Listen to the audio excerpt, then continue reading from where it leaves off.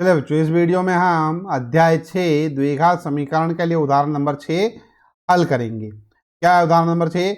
अनुच्छेद 4.1 में दिए गए प्रार्थना कक्ष की विमाएं ज्ञात कीजिए। इजी क्वेश्चन है, ध्यान दीजिएगा। सबसे पहले तो बच्चों यहाँ पर देख लेते हैं अनुच्छेद 4.1 था क्या। देखो यहाँ पर थी भूमिका। अध्याय 2 में आपने विभिन्न प्रकार के बहुपदों का अध्ययन किया। X square plus b x plus c is जहां पर a is not equal to 0 एक प्रकार का द्विघात बहुपद था। जब हम इस बहुपद को शून्य की तुलना कर देते हैं तो हमें एक द्विघात समीकरण प्राप्त होता है। ये तो अपने को अच्छे से मालूम है। वास्तविक जीवन में से संबंधित कई समस्याओं को हल करने में हम द्विघात समीकरणों का प्रयोग करते हैं। उदाहरणार्थ मान लीजिए कि एक धर्मार्थ ट्रस्ट 300 वर्ग मीटर क्षेत्र का प्रार्थना कक्ष बनाना चाहता है, जिसकी लंबाई उसकी चौड़ाई के 2 गुने से 1 मीटर अधिक है। कक्ष की लंबाई और चौड़ाई क्या होनी चाहिए? माना कक्ष की जो चौड़ाई है, काम करते अपन यहाँ पर जो दे रखा है इसी के अनुसार इसको अपन हल करते हैं। देखो बच्चों, अपन क्या करते हैं, मान लेते हैं। ठीक है, यहाँ पर लिखते हैं अपन हल, और हल करने के बाद यहाँ पे लिख लेते हैं अपन माना। माना क्या माना? कक्ष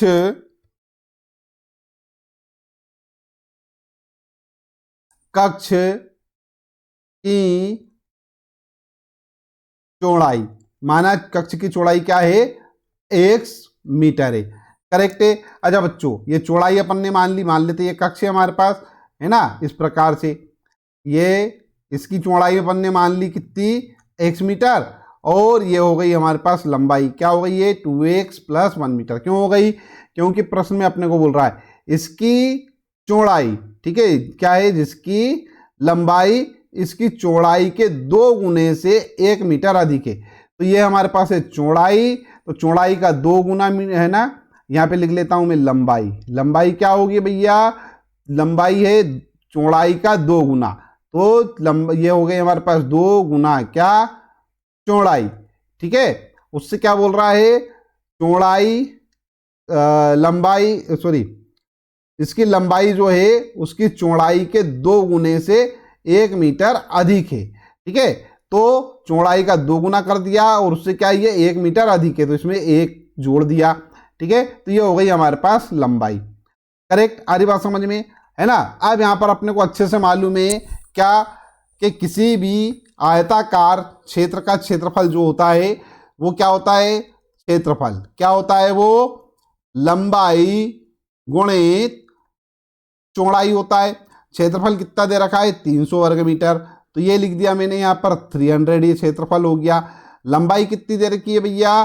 सॉरी, लंबाई हमारे पास आ गई है 2 गुणित चौड़ाई प्लस x। चौड़ाई क्या मान रहे हैं अपन? x मान रहे हैं, तो ये चौड़ाई की जगह अपन x लिख सकते हैं। तो ये हो जाएगा हमारे पास क्या? 2x plus 1। और क्या है?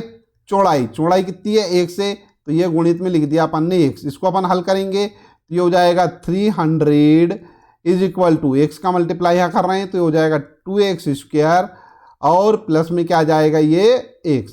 इसको जब अपन थोड़ा और हल करेंगे तो ये 300 को इधर ले आते हैं तो ये हो जाएगा 0 is equal to 2x square plus x minus 300। ठीक है, इसको थोड़ा और व्यवस्थित कर लेते हैं अपन, तो ये जो 0 आ जाएगा इधर, तो ये हो जाएगा क्या? 2x square plus x minus 300 is equal to 0। तो ये बन गई हमारे पास बच्चों क्या? वर्ग समीकरण। अब इस वर्ग समीकरण से अपन क्या करेंगे? इसको हल कर लेंगे। ठीक है, ठीक है बच्चों, तो अब इसको अपन हल करने के लिए क्या करते हैं? ये देखो, ये 2 का मल्टीप्लाई 3 के साथ करेंगे तो आ जाएगा 600। ठीक है, ये हो गया हमारे पास क्या? 600। ठीक है, अब अपने को क्या करना है? इसको ऐसे पार्ट में डिवाइड करना है, ठीक है, कि मल्टीप्लाई करने पर तो 600 आ जाए। और ध्यान दो बच्चों, क्या है? माइनस साइन है आखिरी में। ठीक है, तो माइनस करने पर बीच वाला नंबर मिल जाए। बीच में क्या आएगा? 1 आएगा। क्यों? x का सगुणांक क्या है? 1। तो अपने को घटाने पर 1 आना चाहिए और गुणा करने पर कितना आना चाहिए? 600 आना चाहिए। तो ऐसी संख्याएं ढूंढते हैं अपन। तो ये जो 600 है, ठीक है, इसको अपन एक काम करते, गुणनखंड कर लेते हैं, तो हो जाएगा 2 तिया 6, फिर हो जाएगा 2 एकम 2, ये फिर 2 से चला जाएगा भाग, तो 2 सत्ती 14 बचा 1 2 पंजे 10। अब 2 से भाग जाएगा क्या? नहीं जाएगा। एक काम करते 3 से देके देखते हैं। 3 दूना 6, 3 पंजे 15। ठीक है, अब 3 से जाएगा क्या? अब 3 से नहीं जाएगा, 5 से जाएगा। 5 25 और ये हो जाएगा 5 एकम 5। ठीक है, अब अपने को ऐसा नंबर ढूंढना है कि मल्टीप्लाई करने पर तो 600 आ जाए और माइनस करने पर कितना आ जाए? 1 आ जाए। ठीक है, तो ये 3 दूना 6, 6 दूनी 12, 12 24। तो ये तो हो गया बच्चों 24 और ये 5 25, ये 25 मिल गए संख्या में को। ये 25 में जब अपन 24 का गुणा करेंगे तो 600 आएगा और 25 में से जब अपन 24 घटाएंगे तो 1 आएगा। तो ये जो हमारे पास ऊपर वाला इक्वेशन है इसको अपन क्या लिख सकते हैं बच्चों? इसको अपन लिख सकते हैं क्या? 2x² प्लस ये हमारे पास है, इसको लिख देते हैं 25 माइनस 24। ठीक है, क्योंकि 25 में से 24 घटाएंगे तो 1 बचेगा, 1 का गुणा x में होगा तो x ही आएगा। तो ये x का यहाँ पर गुणा कर दिया। माइनस क्या है हमारे पास? 300 इज इक्वल टू 0।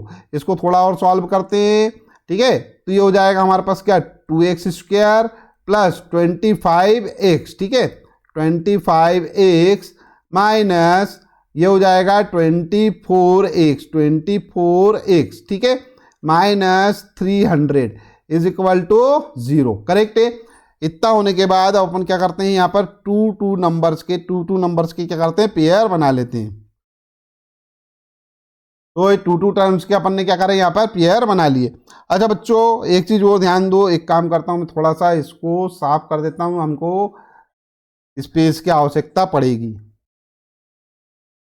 तो बच्चों एक पेयर तो ये बन गया हमारे पास और एक पेयर ये है। ठीक है, अब यहाँ पर से जो कॉमन निकल रहा है वो निकाल लेते हैं। यहाँ पर से क्या कॉमन निकल रहा है? हमारे पास x कॉमन निकल रहा है, तो ये x बाहर कॉमन निकाला हमारे पास।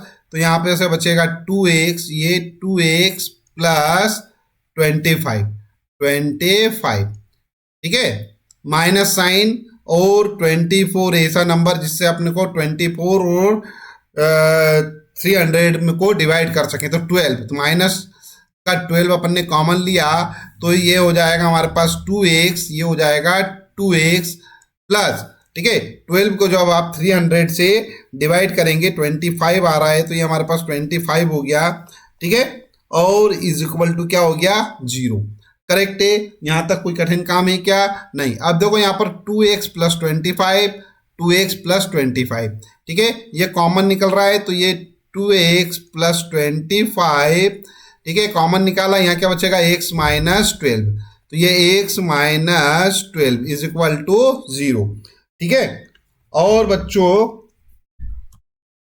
यहां पर ध्यान दो, इतना होने के बाद ये वाला जो पार्ट है हमारे पास और ये वाला पार्ट, ठीक है, और अपने को टोटल 0 बनाना है, तो या तो ये 0 होना चाहिए या 0 होना चाहिए, अपने को अच्छे से मालूम है। तो एक काम करते हैं, यहाँ लिखता हूं मैं 2x plus 25 is equal to 0 या x minus 12 is equal to 0।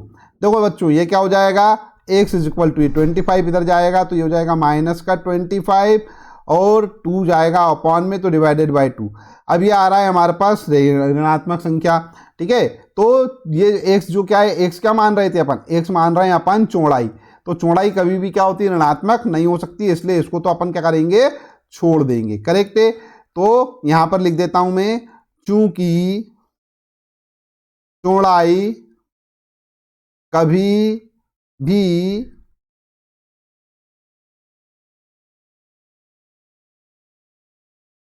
ऋणात्मक नहीं हो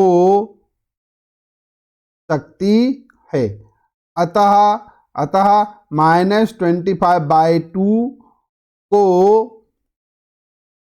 छोड़ने पर क्या लेंगे अपन? x is equal to -12।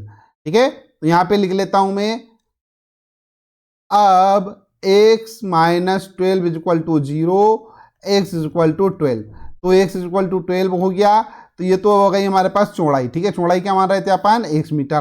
तो ये तो हो गई हमारे पास चौड़ाई। ठीक है, अपने को लंबाई भी ज्ञात करना है। लंबाई क्या है भैया? लंबाई जो है हमारे पास, लंबाई क्या थी? 2 गुणित चौड़ाई प्लस 1।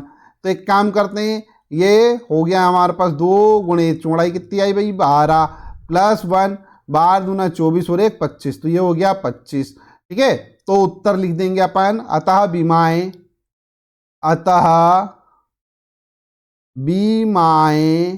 ठीक है, बीमाएं क्या,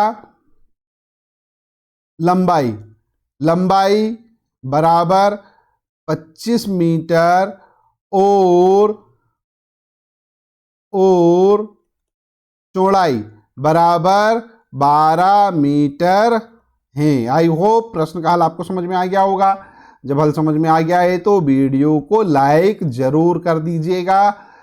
चैनल सब्सक्राइब ना किया हो तो चैनल सब्सक्राइब कर लीजिए, साथ ही साथ में नोटिफिकेशन वाला जो बेल आइकन है उसको जरूर प्रेस कर दीजिएगा। वीडियो देखने के लिए धन्यवाद। Thank you very much.